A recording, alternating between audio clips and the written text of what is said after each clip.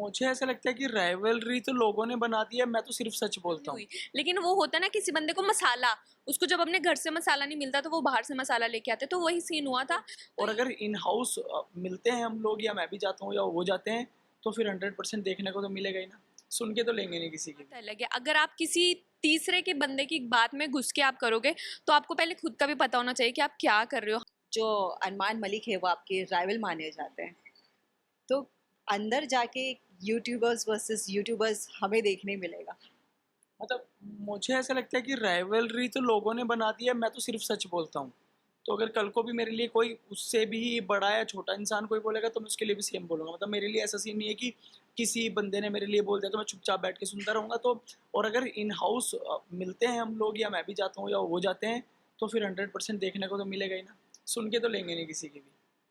Problem ये है कि अगर मैन टू मैन कोई बात करे वो बात अलग है, अगर आप किसी तीसरे के बंदे की बात में घुस के आप करोगे, तो आपको पहले खुद का भी पता होना चाहिए कि आप क्या कर रहे हो। हमने आपको डायरेक्टली कुछ नहीं बोला, इवन जिनको हमने बोला उनसे भी हमने बहुत प्यार से हमारी बात हुई, उनको कोई प्रॉब्लम नहीं हुई। लेकिन वो होता है ना, किसी बंदे को मसाला, उसको जब अपने घर से मसाला नहीं मिलता तो वो बाहर से मसाला लेके आते, तो वही सीन हुआ था।